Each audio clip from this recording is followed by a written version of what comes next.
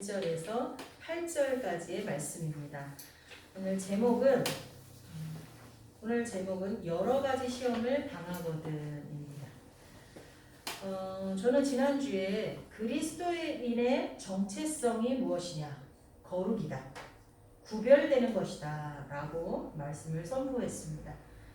그렇다면 그 구별이 우리가 당하는 고통, 우리가 당하는 고난, 환난 앞에서도 구별돼야 되지 않겠습니까? 그리스도인이 세상 사람과 가장 구별되는 모습은 환난을 당할 때, 고난과 슬픔을 당할 때 구별된다고 합니다. 그래서 그것을 보고 세상에 많은 사람들이 저들이 믿는 예수님, 저들이 믿는 하나님 안에는 뭔가 다른 것이 있나 보다 라고 생각하는 경우가 많이 있다고 합니다. 지금 우크라이나에서 전쟁이 일어나고 있는데 그 전쟁의 상황 가운데 간증이 유튜브에 올라오고 있습니다. 그 중에 하나가 어떤 그 병사를 이끌고 가는 지휘관이 막 키이우인가 거기서 이제 전쟁을 하고 있다가 갑자기 기도를 하고 싶더래요. 기도를 해야겠다는 아주 급박한 마음이 들더래요. 그래서 그 자리에서 무릎을 꿇고 머리를 땅에 박고 기도를 했대요. 하나님, 우리를 도와주세요. 우리에게 은혜를 베풀어 주세요. 라고 기도를 하는데 그 순간 마음속에 들리는 소리가 귀에 들렸는지 마음에 들렸는지 잘 모르겠지만 빨리 여기를 피하라는 소리가 부하들을 데리고 빨리 피하라는 그런 음성이 들리더라는 거예요. 그래서 부하들을 시켜서 우리 빨리 여기를 피해야 된다. 그리고 거기를 피하고 얼마 되지 않아서 거기에 러시아의 폭격이 바로 그 자리에 떨어졌다고 합니다. 그래서 이 지휘관이 부하들에게 내가 이렇게 할 수 있었던 것은 하나님의 은혜다. 내가 그 자리에서 기도할 때 너희들은 내가 왜 그러나 했겠지. 근데 갑자기 기도할 마음도 주셨고 기도하고 나니까 하나님께서 너희들을 데리고 여기를 빨리 피하라는 음성을 내게 주셔서 이렇게 했다. 우리 보통 그 나라나 우리나라나 어린 시절에 조금 더 가면 중고등학교 시절까지 교회를 나옵니다. 그래도 하나님이 있다고 믿습니다.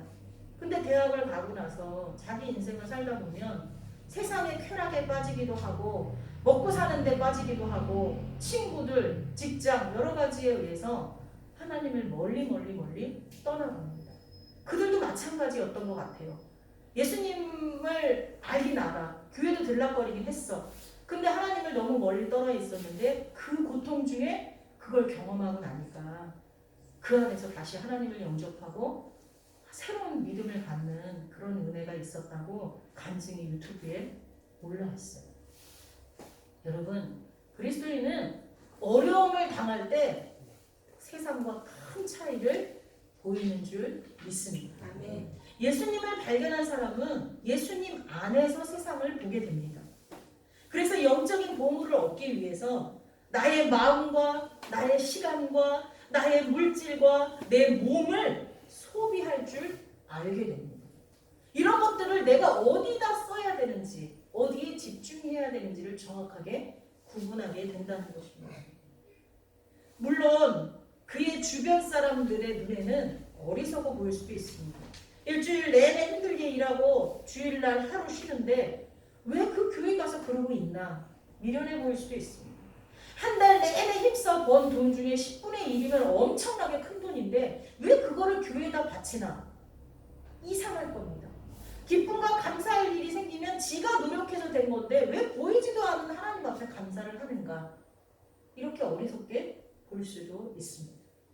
그러나 예수를 아는 사람은 세상에서 일어나는 여러 사건 때문에 당황하지도 않을 뿐더러 세상에 집중하지도 않습니다. 나의 꼬린 지점이 어디인지를 정확하게 아는 사람입니다. 이 땅의 환난과 궁핍과 곤고를 어려움을 이길 수 있는 힘의 근원이 하나님이시라는 것을 정확하게 알게 된다는 것입니다. 오늘 말씀을 한 절 한 절 우리가 한번 살펴보겠습니다. 야고보 사도는 여기서 야고보서를 쓴 야고보 사도가 누군지 아십니까? 예수님의 동생입니다. 예수님의 동생. 이 야고보 사도는요, 자기 자신을 뭐라고 표현하는지 우리 한번 보겠습니다. 1절 같이 한번 읽어볼까요? 하나님과 주 예수 그리스도의 종 야고보는, 예수님의 동생 야고보는 그렇게 말하지 않았어요. 사실 예수님의 동생들은요, 예수님을 메시아로 생각하지 않았어요. 예수님을 거부했어요. 아니, 이렇게 생각했죠. 아니, 마지가 우리 집안을 책임지고 아버지를 여태까지 도와서 일했던 것처럼 그렇게 해야지. 왜 갑자기 어느 날 광야로 가서 40일을 기도하고 나더니 아예 집안일은 나몰라라 하고 장남이 돼서 어떻게 저러고 다닐까라고 동생들이 생각했던 것 같아요. 그러나 야고보도 성령을 체험하고 난 뒤에 완전히 바뀌죠. 그래서 이 야고보서도 쓰게 되잖아요. 이 야고보는요, 하나님과 예수 그리스도라는 것은 메시아라는 뜻이거든요. 자기의 형이지만 하나님이라는 걸 고백하는 거예요. 메시아, 우리의 구원자라는 것을 고백하는 거예요. 원래 목회를 할 때요, 자기 가족에게 은혜를 끼치기가 가장 어렵습니다. 근데 동생이, 자기의 형이 메시아라는 걸 고백하는 거예요. 그리고 그 메시아 되시는 예수님의 종이라고 고백을 하게 된다는 거예요. 이 종이라는 표현은요, 야고보가 하나님과 주 예수 그리스도와의 영적인 관계를 얘기하는 거예요. 그러니까 이 종이라고 표현한 건 나와 자기와 예수님과의 관계가 어떤 관계냐, 나는 예수님의 종이다, 이렇게 표현한 거거든요. 근데 이 종의 뜻을 보면 묶인다라는 뜻이 있어요. 묶인다라는 거예요. 이게 무슨 말이냐면 내가 예수님께 묶여있다, 내가 예수님의 노예다, 이런 얘기예요. 묶여있다는 것은 소속감, 위치를 말해줍니다. 우리는 원래 어디에 묶여있었습니까? 원래 죄의 종이었어요. 우리는 죄에 묶여있었습니다. 하나님이 인류를 아담과 하와를 통해서 우리까지 창조하셨지만 아담과 하와가 범죄함으로 인해서 하나님과의 관계가 끊어졌거든요. 그래서 우리는 죄의 종이었어요. 사탄의 종이었어요. 그런데 그것을 메시아 되시는 예수 그리스도가 해결해 주셨죠. 그의 몸을 십자가에 드림으로써 우리의 죄를 구속하여서 이제는 우리는 누구에게 묶여 있어요? 예수 그리스도에게 묶여 있는 종인 줄 믿습니다. 종은요, 자기의 주장, 자기의 계획, 자기의 생각, 이런 것들을 주인보다 앞세우지 않습니다. 종은요, 주인의 계획, 주인의 생각, 주인의 주장, 주인의 명령에 그대로 따르는 줄 믿습니다. 주인을 위하여서 때로는 자기 자신까지도 완전히 다 포기해야 한다는 것이죠. 그게 주인과 종의 관계입니다. 그리스도인의 영적인 현 주소는 예수 그리스도 아닙니다. 하나님의 통치를 받는다는 것은, 예수 그리스도 안에서 하나님의 통치를 받는다는 것은 내 가치관, 나의 삶의 방식, 이런 모든 것들이 하나님의 법을 따른다는 거예요. 여러분 그렇게 사십니까?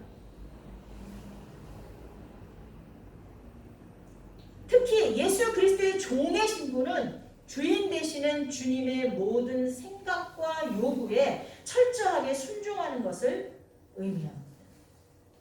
여러분, 야고보가 자신을 그리스도의 종이라고 소개했듯이 여러분도 여러분 자신을 그리스도의 종이라고 고백할 수 있으시겠습니까? 아멘. 네. 고백할 수 있다면 주님의 모든 생각과 요구에 나를 철저하게 순종시킬 수 있어야 됩니다. 이거는요, 생각만이 아니에요. 우리는 나의 마음과 생각이 주님 앞에 아멘 하고 순종하면 되는 걸로 생각하지만, 거룩이라는 건 뭐라 그랬어요? 나의 삶이, 나의 습관, 나의 행동, 이 모든 것들이 하나님의 말씀에 순복해야 된다는 뜻입니다. 여러분의 인생은 지금 누가 주장하고 있습니까? 아침에 눈을 뜨고 밤에 잠들 때까지 여러분의 삶의 패턴은 누가 주장하고 있습니까? 여러분 자신입니까? 아니면 예수 그리스도이십니까? 그리스도의 종이라는 사실은 고난과 시련을 겪을 때에도 그대로 나타나야 합니다. 우리가 경건하게 살고자 해도 때때로 위기와 불행을 겪을 수 있습니다. 때때로 어떤 이들은 자살을 생각하고, 참 안타까운 것은 연예인들 중에서 자살해서 죽은 사람들 있잖아요. 그들 중에 상당히 많은 수가 종교가 기독교예요. 그들이 정말 예수 그리스도를 영접하고 거듭난 사람인지는 모르겠지만 어쨌거나 장례식에 보면 다 십자가로 이렇게 표시되어 있는 사람이 상당히 많아요. 최진실 씨도 그랬고.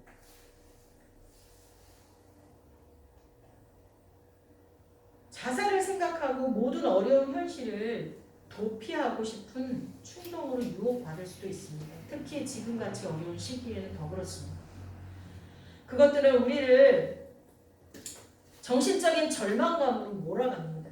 어느새 하나님으로 인한 영적인 풍성함과 생명감을 놓치게 됩니다. 원망, 의심으로 가득하게 합니다. 특히 오랫동안 신앙생활을 해온 그리스도인일수록 더 그렇습니다. 여러분 이 말 들어보셨습니까? 노개는 알을 낳지 않는다. 이게요, 닭이 나이 먹은 닭은 알을 못 낳거든요. 안 낳거든요. 근데 성도도요, 신앙생활을 오래 한 사람일수록 전도를 못해요. 전도는요, 새로 막 교회에 들어와서 막 하나님에 대한 열정이 있는 사람들이 이게 전도를 하지, 너무너무 신앙생활을 오래 해서 습관이 돼버린 사람은 오히려 전도를 못해요. 영적인 권태감과 무력감으로 인해서 교회 생활과 봉사와 기도하는 일에 회의를 느끼는 경우도 많이 있습니다. 기쁨과 만족을 주었던 영적인 관심들과 일들이 무미건조하게 느껴집니다.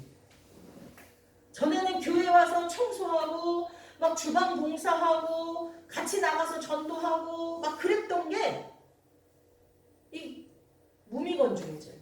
재미도 없고요. 점점 관심도 사라지고요. 우리에게 기쁨도 안 주고요.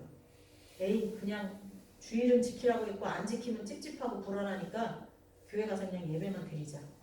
이런 썬데이 크리스찬이 생겨날 수밖에 없습니다. 여러분 무엇이 문제일까요? 어떤 사람은 너무나 삶이 고되고 고통이 많아서 그런 사람도 있고요. 어떤 사람은 너무 살기 편해서 그런 사람도 있습니다. 근데 그 모든 걸 다 합쳐서 야고보는요, 여러 가지 시험을 당할 때라고 했어요. 지금요, 여러 가지 시험을 당한다고 해서 꼭 어려운 문제를 겪을 때만 얘기하는 게 아니에요. 내가 무기력해지고요, 너무 사는 게 편안해가지고요, 하나님한테 기도할 거리가 없어진 것, 이것까지 다 포함해서 여러 가지 시험이에요. 그렇게 만날 때 그리스도인이 세상 사람과 어떻게 구별된 자세를 취할 수 있는지, 그거에 대해서 오늘 말씀하고 있는 거예요. 여기에는 두 가지가 나와요. 소극적인 자세와, 이건 그냥 방어하는 정도겠죠? 적극적인 자세, 두 가지가 나와요. 오늘 그걸 여러분한테 말씀드리려고 해요. 그리고 그 자세가 바로 예수님이 이 땅에서 취하셨던 모습이에요. 첫 번째는요, 우리 2절에서 4절 볼까요? 내 형제들아, 너희가 여러 가지 시험을 당하거든 어떻게 하래요? 온전히 기쁘게 여기라.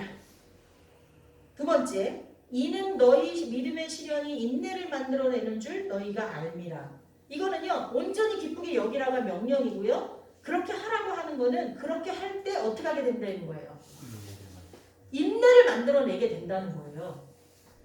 그 다음에 두 번째 우리에게 명령하시는 게 있어요. 어떻게 하라고요? 인내를 온전히 이루라. 그러니까 끝까지 인내하라는 거죠. 끝까지. 하나님이 됐어 할 때까지. 그러면 어떻게 된다는 거예요? 결과적으로? 온전해진다는 거예요. 우리가 온전해진다. 하나님이 우리에게 야 너랑 나랑 같이 뭔 일을 할 수 있겠다 라고 말씀하실 정도로, 인정해 줄 정도로 우리가 온전해진다는 거예요. 온전히 기쁘게 여겨라. 어려움을 만났는데 불평불만하지 말고 기쁘고 감사하게 여기라. 근데 그렇게 할 수 있는 것은 우리 믿음의 영역입니다. 이게 의지로 노력해서 잘 되는 게 아니에요.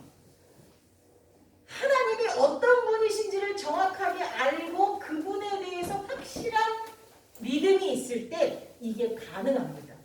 여러분은 하나님을 어떤 분으로 아십니까? 여러분에게 고통을 주면 하나님을 어떻게, 왜 하나님이 나한테 고통을 줬다고 생각하십니까? 세상 사람들은요, 나에게 내가 상상할 수 없는 고통이 닥치면요, 왜 나한테 이런 일을, 내가 뭘 그렇게 크게 잘못했다고, 이게 일반적이에요. 먼저 왜 나한테 이런 일을, 그 얘기는 뭐예요? 남한테 일어나는 거는 그건 괜찮아 보이고 이 이유가 있는 것 같고, 나한테 그런 일이 생기는 건 이유가 없는 거야. 왜 나한테 그런 일이? 그리고 또 두 번째는 뭐예요? 내가 얼마나 큰 죄를 졌다고 이래. 이렇게 생각해. 이건 세상 사람들이에요.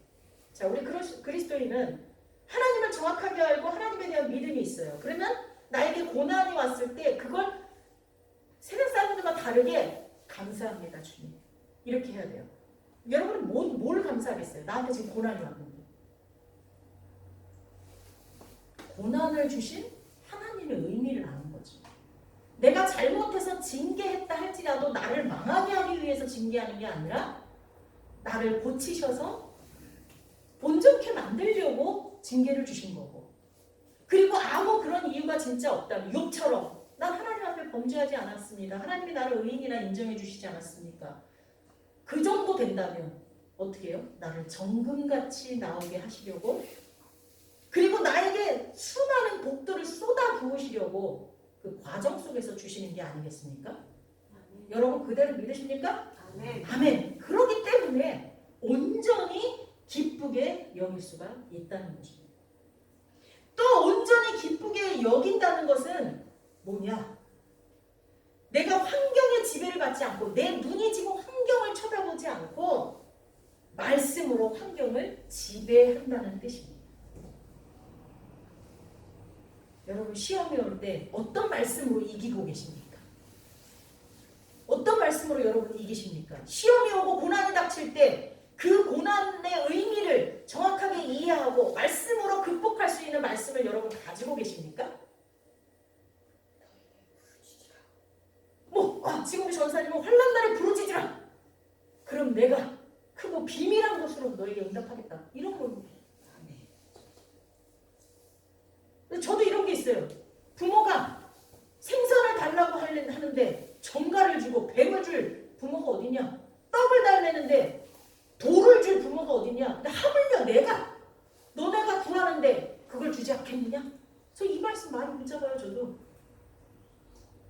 여러 가지, 여러분 아마 각자 그 환난을 이겨나갈 수 있는 하나님의 말씀을 붙잡고 계신 줄 믿습니다. 그렇게 온전히 기쁘게 여기다 보면 인내할 수 있게 돼요. 사람은요, 자기가 자기 자신을 설득하게 되면 어떻게 되죠? 인내하게 돼요. 참게 돼요. 근데 내가 나를 도저히 설득할 수 없을 때 인내를 못하죠, 사람들이. 하나님을 정확하게 알고 하나님이 나를 사랑하신다는 것을 믿는다면 내가 나를 설득할 수 있는 거잖아요. 그럼 인내할 수 있게 되는 줄 믿습니다. 그리고 그 인내를 온전히 이루라 그랬어요. 그 인내를 온전히 이루기 위해서 하나님을 의지해야 되는 줄 믿습니다. 우리가 아무리 의지가 강하다 해도 그것만 갖고는 안 되잖아요. 그리스도인들이 믿음의 시련을 당할 때 고난과 인내가 주는 유익이 있습니다. 그게 뭡니까? 고난은 인내를 이루고, 우리가 고난을 많이 받은 사람일수록 마음이 단단해져 있습니다. 여러분 인내라는 뜻은요, 뭐뭐 아래에 머물다라는 뜻이거든요. 고난이 많이 닥친 사람은요, 그 주어진 환경에서 막 발버둥 치지 않아요. 여러분 고난은 늪과 같아요. 늪에 빠진 사람이 거기서 허우적대면 어떻게 되죠? 점점 밑으로 더 가라앉아요. 그런데 고난을 한 번 처음 겪었을 때는 막 허우적거릴 수도 있어요. 근데 한 번 겪고 두 번 겪고 겪을 때마다 하나님이 나를 거기서 건져주신 것을 깨닫고 내가 고난에서 벗어나고 나면 얼마나 정금같이 다시 나오는지를 경험하고 나면 그 다음부터는 나에게 더 큰 고난이 와도 그 다음부터 어떻게 해요? 안 움직여요. 최대한 안 움직이고 거기서 뭘 하겠어요? 누군가가 나를 건져줄 누군가를 기다리고 있어요. 그 누군가는 언제나 우리 주 예수 그리스도시죠. 이렇게 그 주어진 상황에서 견디는 힘이 생긴다는 거예요. 그래서 그거를 끝까지 견디고 나면 우리는 하나님 앞에 붙들려서 어떠한 상황 가운데도 쓰임받을 수 있는 그런 귀한 일꾼이 되는 줄 믿습니다. 아멘. 이게 소극적인 자세예요. 어려움을 당할 때. 두 번째는 적극적인 자세는요. 기도하는 거예요. 기도하는 겁니다. 6절에 보면 5절부터 너희 중에 누구든지 지혜가 부족하거든 모든 사람에게 후히 주시고 꾸짖지 아니하시는 하나님께 뭐라고 그래 있어요? 구하라. 구하라. 우리가 어려움을 당할 때요. 잘 넘어지는 이유는 지혜가 부족하기 때문이에요. 이건 하나님을 제대로 알지 못하기 때문이라는 거죠. 그럴 때 구하래요. 꾸짖지 않고 주신대요. 여기서 꾸짖지 않는다는 건요. 뭘 주면서도 불편한 태도로 혹은 거부하는 태도를 표시하면서 준다는 거, 그걸 안 한다는 거예요. 그러니까 사람이 나한테 뭘 주긴 줘. 누군가가 나한테 베풀긴 하는데 뭔가 내가 눈치를 볼 수밖에 없게 베풀어. 그거는 꾸짖는 거나 마찬가지예요. 내가 이거 주긴 주는데 너 지금 그 행동 잘못되지 않았어? 야, 너 내가 이거 도와주긴 하는데 너가 그렇게 도움을 받는 처지에 있어야 되겠어? 뭐 이런 식인 거죠. 근데 하나님은 그렇게 하시지 않는다는 거예요. 너가 뭐든지 구하면 내가 그거를 구할 수밖에 없는 너의 형편과 처지를 꾸짖지 않아. 다 줄 거야. 그래서 우리 기도할 수 있는 거예요. 그리고 지혜가 필요하기 때문에 하나님을 온전히 알아야 되기 때문에 하나님께 구하라는 거예요. 그러나 하나 명심해야 될 거는 그 기도의 대상이 누구예요? 언제나 하나님이에요. 이거 되게 중요합니다. 여러분이 구할 때 그 대상이 누구라고요? 하나님. 여러분 제가 이름은 말하지 않겠습니다. 이름은 말하지 않는데요. 아주 유명한 세계적인 배우예요. 우리나라 배우. 작년에 상이란 상은 다 휩쓸은 여배우입니다. 근데 그 여배우가요. 그가 가장 힘든 시기에 그의 주변에 있었던 사람들은 성도들이었어요. 교인들이었거든요. 그런데도 그는 하나님을 만나지 못했나 봐요. 그는 지금도 기도한대요. 이건 어떤 프로에 나와서 본인이 직접 얘기한 거예요. 자기는 지금도 기도하는데 누구한테 기도한다는 줄 아세요? 할머니한테 기도한대요. 자기 할머니, 돌아가신 할머니한테. 그걸 몇 번이나 얘기하더라고요. 나 너무 안타까웠어요.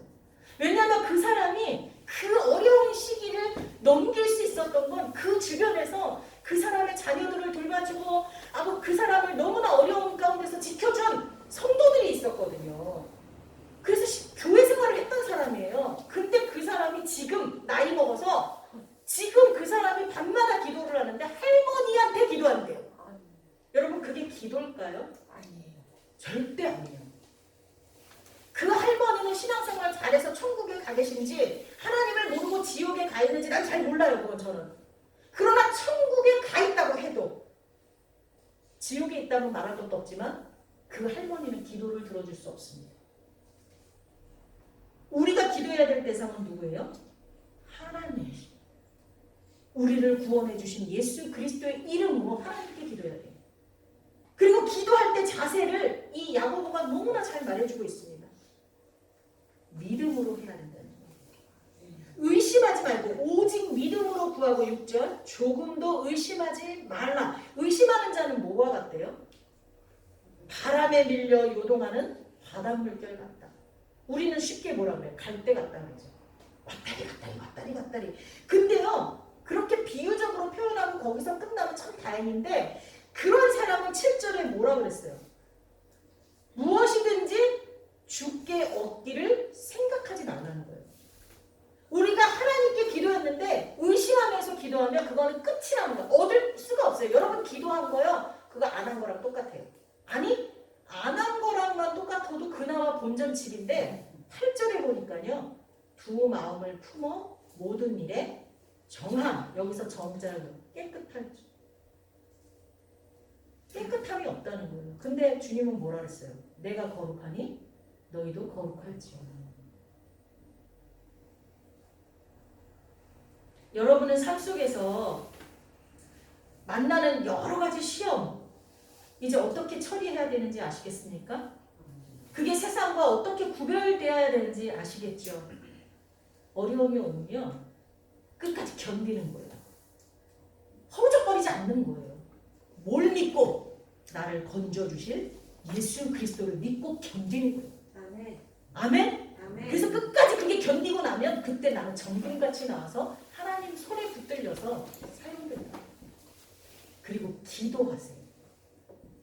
하나님께 의심하지 말고 기도하시기 바랍니다. 여러분 하루에 몇 번이나 기도하십니까? 무시로 걸어가면서 어디 앉았을 때나 서 있을 때나 누웠을 때나 밥 먹을 때나 누구를 만날 때나 어떤 경우에도 제가 자꾸 깜빡깜빡해서 열쇠 같은 걸 잃어버리면 그때도요 한 처음에는요 찾아 막 하나님 좀 빨리 찾게 해주세요 이거 꼭 찾아야 돼요 막 이러면서 찾아. 근데 막 10분 넘고 막 이러잖아요. 그럼 찾는 거 딱 스톱해. 그리고 그냥 그대로 앉아서 하나님 이거 꼭 찾아야 돼요 지금 나가야 되거든요. 근데 신기한 건요 그렇게 기도 딱 하고요 아무것도 안 찾아질 거라는 생각도 없어. 걱정도 없어. 그러고 난 다음에 딱 일어나가지고 그냥 내가 어딜 가면 그 자리에 바로 있어. 이랬더니 그런 것까지 기도 아니에요. 누가? 그런 것도 해야 돼요. 누가 그러셨냐면요. 예수님이 그러셨어요.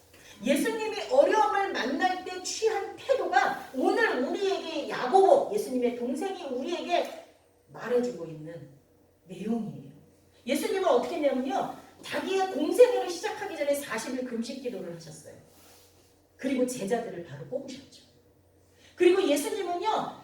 당신이 사역하고 있는 중간에도 기도하셨는데 그 대표적인 게요. 나사로를 살리실 때요. 무덤가에 가서 나사로야 나와라 이렇게 말씀하시기만 하고도 나오잖아요. 근데 그 전에 어떻게 했어요? 하나님께 기도하셨어요. 그리고 내 기도를 들으신 줄 믿고 감사합니다 그랬거든요. 그리고 선포했거든요. 사역 중간에도 기도하셨고요. 사역을 시작하기 전에 중요한 일을 하기 전에도 기도하셨고요. 그 일을 마치고 나서 사람들이 예수 그리스도를 왕으로 막 높이려고 그럴 때도 그것을 피해 가셔서 하나님하고만 기도했다는 것을 여러분이 아셔야 될 줄 믿습니다. 예수님은 하나님이신데도 그렇게 하셨습니다. 아멘? 아멘. 왜 하나님이신데 그렇게 하셨을까요? 우리에게 본이 되신 거. 우리도 그렇게 하라고. 믿으시면 아멘? 아멘. 기도하겠습니다. 사랑의 하나님, 우리 그리스도인은 삶의 모든 영역에서 구별되어야 된다는 것을 알았습니다. 특별히 오늘 말씀을 통해 어려움과 고난이 왔을 때에도 세상 사람들과 다르게 대처해야 하는 것을 알게 되었습니다. 허우적거리고 방황하고 불안해하고 불평하고 원망하는 것이 아니라 나에게 그 고난을 허락하신 주님의 그 사랑과 은혜에 대해서 확신을 가지고 나를 건져주실 것을 믿고 그곳에서 가만히 인내해야 된다는 것을 알게 되었습니다. 그 인내를 온전히 이룰 때 우리는 정말로 하나님 앞에 귀한 보배가 되는 줄 믿습니다. 아멘. 그리고 예수님처럼 어떤 상황 가운데서도 기도해야 한다는 것을 알았습니다. 하나님, 정말로 세상과 구별된 모습을 통해서 예수 그리스도를 전할 수 있는 저희 모든 성도들이 되게 하여 주옵소서. 아멘. 예수님의 이름으로 기도하옵나이다. 아멘. 아멘.